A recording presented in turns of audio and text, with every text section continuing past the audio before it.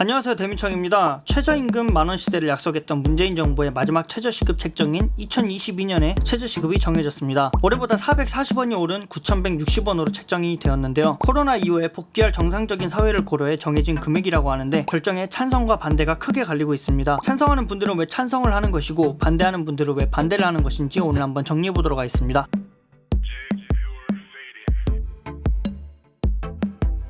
우선 문재인 정부에서 매년 인상한 최저시급에 대해 알아보겠습니다. 2018년도엔 16.4%, 19년도엔 10.9%, 20년도엔 2.9%, 21년도엔 1.5%, 그리고 마지막으로 내년 22년도엔 5%가 인상했는데요. 21년도는 코로나가 터진 직후라 최저 인상률이었으나 내년에는 코로나가 정식되어 경제가 어느 정도 회복할 거라는 확신을 가져서였는지 5% 상승을 반영한 듯합니다. 한국은행이 발표한 우리나라 21년 경제성장률은 약 4%입니다. 물가상승률은 1.8% 정도라고 하고요. 이 두 개의 지표를 더하고 취업자 증가율 전망치 0.7%를 빼서 내년 최저임금 인상률이 도출되었다고 합니다. 하지만 노동계에서는 엄청난 반발이 나오고 있습니다. 그 이유는 노동계가 원하는 20% 대폭 인상에 비해 턱없이 모자란 수치였기 때문이었습니다. 최저임금위는 22년에 최저임금에 영향을 받는 노동자들의 수를 약 77만 명 정도로 추산했습니다. 그리고 최대 355만 명 정도의 노동자가 최저임금 인상으로 임금이 올라가게 된다고 하였는데요. 최저시급 9,160원을 월로 환산하면 191만 4,440원입니다. 주 40시간 기준 유급 주율을 포함해서 209시간 근무할 때를 기준으로 올해보다 9만 1,960원 정도를 더 받게 되는 것입니다. 그럼 먼저 최저임금 인상에 찬성하는 의견들에 대해서 알아보겠습니다. 최저임금 인상은 경기의 정상화 회복 가능성을 고려한 것이고 앞으로 저임금으로 계속 끌고 가기도 어려운 상황이라고 하였습니다. 그리고 이직 방지, 근무 태만 감소, 유효 수요를 창출하여 경기 침체 극복, 인건비 절감에 초점을 맞춘 가당 경쟁에서 합리화를 통한 생산성 향상 노력으로 이끄는 효과를 볼 수 있다고 강조하였습니다. 그리고 결혼율, 출산율 하락 문제도 해결이 될 거라고 하였는데요. 요즘 결혼 정년기에 있는 사람들이 결혼을 못하는 이유 중 가장 큰 부분은 바로 경제적 문제이죠. 돈이 없어서 결혼을 못하는 문제를 임금이 오르기 때문에 어느 정도는 해결이 될 수 있다는 의견이 있었습니다. 마지막으로 최저시급이 인상되면 근로자들에겐 여윳돈이 생기게 됩니다. 저축하는 사람들도 있겠지만 필요한 물품을 구매하거나 주식이나 펀드를 통해 국내 기업에 투자를 하는 등 내수 경제를 다시 부상할 수 있게 해주는 원동력이 될 거라는 의견입니다. 최저임금 인상에 찬성하는 분들은 대부분 노동자 분들이겠군요. 그럼 반대 입장을 알아보겠습니다. 최저시급이 올라가게 되면 말 그대로 인건비가 상승하게 됩니다. 인건비는 올라는데 수익은 작년과 그대로. 고용주 입장에서 자신의 임금은 여전히 똑같은데 부하 직원의 임금은 올라버려 수익이 줄어들고 그만큼 기업이나 고용주 입장에서는 채용에는 소극적으로 갈 수밖에 없게 되겠죠. 그러다 보면 자연스럽게 일자리가 줄어드는 현상이 생기고 물가는 상승하고 소비가 줄어들게 됩니다. 찬성하는 입장과는 달리 오히려 경제가 안 좋아질 거라는 의견인데요. 반대하는 입장은 역시